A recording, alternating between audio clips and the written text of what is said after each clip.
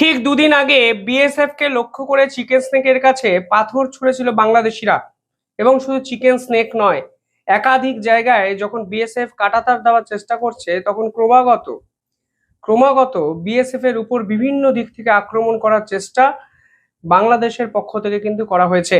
এবং ভারত পরিষ্কার বুঝিয়ে দিয়েছে যে এর পিছনে বাংলাদেশের বর্ডার গার্ড অফ বাংলাদেশ অর্থাৎ বিজিবির সরাসরি মদত আছে। এই প্রেক্ষাপটে দাঁড়িয়ে ভারতের বিএসএফ সরাসরি বিজেপিকে একটি জয়েন্ট মিটিং এর জন্য আহ্বান করলো। এবং মনে করা হচ্ছে যে এই বৈঠক আসলে বিএসএফ এর পক্ষ থেকে কার্যত বাংলাদেশের বিজেপিকে এক আলটিমেটাম, যদি এর পরেও বাংলাদেশের পক্ষ থেকে বাড়াবাড়ি করা হয় তাহলে কিন্তু ফলাফল ভালো হবে না, তা বাংলাদেশকে পরিষ্কার বুঝিয়ে দেওয়া হবে এই বৈঠকে। একাধিক রিপোর্ট বলছে যে 8ই জুন থেকে এই হাই ভোল্টেজ বৈঠক হওয়ার কথা, যেখানে বিএসএফ একগুচ্ছ তালিকা, মানে তারা কি কি করতে চায় তা বাংলাদেশের হাতে সরাসরি অফিসিয়ালি তুলে দেবে। এবং অফিসিয়ালি তুলে দেওয়ার পরও বাংলাদেশ যদি আগের মতো সীমান্তে কোনো ধরনের অশান্তি করার চেষ্টা করে তাহলে বিএসএফ কড়া অ্যাকশনে ঝাঁপাবে, তা ভারত অফিসিয়ালি বাংলাদেশকে জানাবে। এবং সেই বৈঠকই হলো এই অফিসিয়ালি জানানোর একমাত্র ডেস্টিনেশন বা প্লেস হতে চলেছে বলে অনেকে মনে করছেন। আজকে এই ভিডিওতে আমি ডিটেইলিং আলোচনা করব কেন এই ধরনের পদক্ষেপ বিএসএফ এর পক্ষ থেকে নেওয়া হচ্ছে। ভিডিওটি শেষ অবধি দেখবেন, আর চ্যানেলটিকে ভালো লাগলে সাবস্ক্রাইব করবেন এবং কমেন্ট করবেন। আর যারা ইন্ডিপেন্ডেন্ট জার্নালিজমকে সাপোর্ট করতে চান তারা আমাদের পাশে দাঁড়াতে পারেন নির্দিষ্ট ইউপিআই এবং কিউআর কোডের মাধ্যমে। মূল বিষয়ে ফেরা যাক। বাংলাদেশ এবং ভারতবর্ষের মধ্যে এখন প্রধান সংঘাতের বিষয় হলো সীমান্তে কাঁটাতার দেওয়া। এই মুহূর্তে একাধিক বাধার সম্মুখীনও কিন্তু বিএসএফ এর পক্ষ থেকে হওয়া হচ্ছে, মানে তারা পাচ্ছেন। সব থেকে বড় সংঘাতের বিষয় যদি বাংলাদেশিরা হয়, যারা প্রতিনিয়ত কাঁটাতার দেওয়াকে কেন্দ্র করে অশান্তির সৃষ্টি করছে। দ্বিতীয় দ্বিতীয় সংশয়ের বিষয় হলো বর্ডার এরিয়ার ডার্ক জোন। ডার্ক জোনটি কি? দেখুন, ভারত এবং বাংলাদেশের মধ্যে যে সীমান্ত আছে তার দৈর্ঘ্য কিন্তু 4096 কিলোমিটার। এর মধ্যে একাধিক জায়গা আছে যেখানে কাঁটাতার দেওয়া কার্যত অসম্ভব। পশ্চিমবঙ্গ এবং বাংলাদেশের মধ্যে যে সীমানা আছে সেই সীমানার টোটাল দৈর্ঘ্য কিন্তু 2217 কিলোমিটার। এর মধ্যে 1600 কিলোমিটার জায়গায় কাঁটাতার দেওয়া আছে বা হতে পারে, কিন্তু 600 কিলোমিটার জায়গা এমন আছে এখনো যেখানে কাঁটাতার দেওয়া হয়নি। এবং এই 600 কিলোমিটারের মধ্যে 175 কিলোমিটার জায়গায় কাঁটাতার দেওয়া কার্যত অসম্ভব। এখন বিএসএফ এর টেনশনের কারণ, চিন্তার কারণ কিন্তু এই ডার্ক জোনটি, যেখানে পাহাড়, নদী, জলাভূমি, এমনকি একাধিক জায়গায় বলছে সূর্যের আলো এসেও পৌঁছায় না। ফলে এই অঞ্চলগুলোকে ডার্ক জোন হিসেবে চিহ্নিত করেছে বিএসএফ। ইম্পর্টেন্ট বিষয় হলো পশ্চিমবঙ্গের এই ডার্ক জোন এমন কিছু জেলাকে কেন্দ্র করে তৈরি হয়েছে যেই জেলাগুলো আমাদের বিভিন্ন ক্ষেত্রে ন্যাশনাল সিকিউরিটির ক্ষেত্রে গুরুত্বপূর্ণ হয়ে যাচ্ছে। যেমন ধরুন মুর্শিদাবাদ, মালদা, উত্তর 24 পরগনা, দক্ষিণ 24 পরগনা, কোচবিহার ও জলপাইগুড়ি, যেখানে ভারত এবং বাংলাদেশের মধ্যে কাঁটাতার দেওয়া কার্যত অসম্ভব। এবং এই জেলাগুলোতে টোটাল যে ডার্ক জোন আছে তার দৈর্ঘ্য প্রায় 175 কিলোমিটার।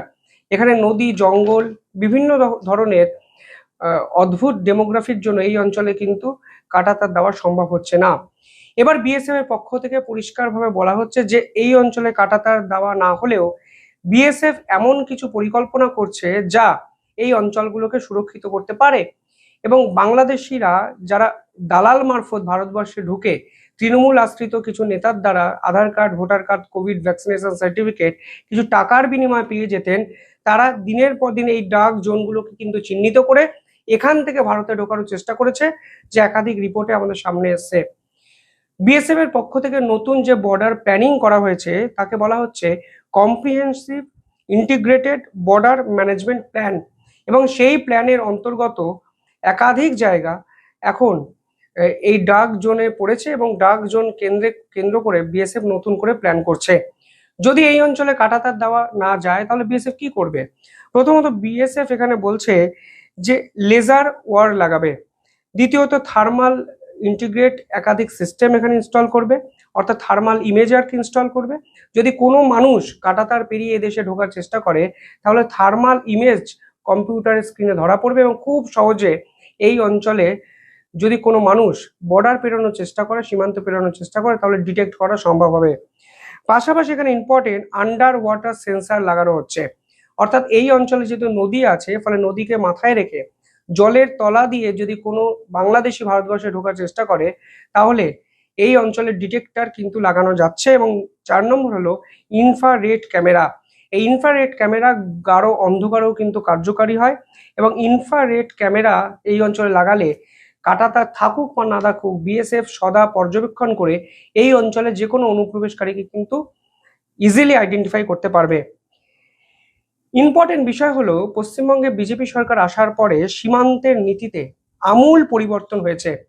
শুভেন্দু অধিকারীর মন্ত্রিসভার প্রথম বৈঠকে বিএসএফ কে জমি হস্তান্তর করা হয়েছে, এবং এতদিন যে জমি লাল ফিতের জটে আটকে ছিল সেই বিষয়ে কিন্তু এখন সমস্যা মিটে গেছে। ফলে সব মিলিয়ে বিএসএফ এখানে করা অ্যাকশনে ঝাঁপাচ্ছে তা পরিষ্কার, এবং একথা মাথায় রেখেই বিজেপির সঙ্গে এই ধরনের হাই ভোল্টেজ মিটিং যা হতে চলেছে 8ই জুন। এবার এই মুহূর্তে বিএসএফ বিজেপিকে কি বলবে? বিএসএফ পরিষ্কারভাবে তাদের অফিসিয়াল নীতি বিজেপিকে জানাতে চলেছে, অর্থাৎ সীমান্তবর্তী এলাকায় যদি বাংলাদেশিরা ধরা পড়ে, তাহলে কোনো আইনের আশ্রয় না নিয়ে আইন মারফতই ডিটেক্ট, ডিলিট এবং ডিপোর্ট বিএসএফ সরাসরি করে দেবে। এবং পরিষ্কার কিন্তু এখানে বিজেপিকে এই দায়িত্ব নিতে হবে, তা বিএসএফ এর পক্ষ থেকে কড়াভাবে বোঝানো হবে। পাশাপাশি লাগাতার বিএসএফ এর উপর যে হামলা হচ্ছে তারও কিন্তু আলোচনা এই মিটিং এ হতে চলেছে, এবং গরু পাচার এবং চোরাচালানকারী নিয়ে বিএসএফ যেরকম সমস্যার সম্মুখীন বাংলাদেশের পক্ষ থেকে হচ্ছে, তারও কিন্তু একটি আলটিমেটাম দেওয়ার কথা এই মিটিং এ।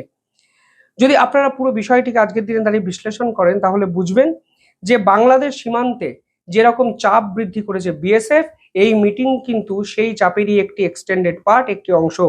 পাশাপাশি বিজেপিকে পরিষ্কার বলে দেওয়া হবে যে আমরা অফিসিয়ালি হোল্ডিং সেন্টার তৈরি করেছি, অর্থাৎ যে অবৈধ বাংলাদেশিরা আমাদের ভারতের বিভিন্ন স্থানে ছড়িয়ে ছিটিয়ে আছে তাদেরকে ধরে হোল্ডিং সেন্টারে রাখা হচ্ছে। 1 মাস সময় দেওয়া হবে, তারপরে বিজেপিকে সিদ্ধান্ত নিতে হবে যে তারা তাদেরকে তাদের দেশে ফিরিয়ে নেবে কি নেবে না। এবং বিএসএফ পরিষ্কার বলে দেবে, যদি বিজেপি ফিরিয়ে নিতে নাও চায় তাহলেও বিএসএফ এর কোনো যায় আসে না। পাশাপাশি বিজেপি এই মুহূর্তে পুশব্যাক নিয়ে কেন উদ্বিগ্ন সে তথ্য কিন্তু বিএসএফ এর পক্ষ থেকে চাওয়া হবে, যে একাধিক তথ্য মানে রিপোর্ট আমাদের সামনে এসছে, অর্থাৎ তোমাদের নাগরিককে তোমাদেরই ফিরিয়ে নিতে হবে, কোনো চাপের কাছে ভারত মাথা নত করবে না। এবং বিএসএফ এর উপরে যদি ফের একবার লাঠি মারা, পাথর ছোড়া বা বিভিন্ন অশান্তির সৃষ্টি করা হয়, তাহলে বিএসএফ কিন্তু কড়া অ্যাকশনে ঝাঁপাবে। অর্থাৎ সব মিলিয়ে আজকে একটা জিনিস পরিষ্কার হয়ে যাচ্ছে যে এই হাই ভোল্টেজ মিটিংই ভারত বাংলাদেশের ভবিষ্যৎ সম্পর্ক কোন দিকে যাচ্ছে তা কিন্তু ঠিক করে দেবে। 8ই জুন আপাতত সকলের নজরদারিতে থাকবে, তা কিন্তু পরিষ্কার। আপনারা কিভাবে দেখছেন কমেন্টে জানাবেন।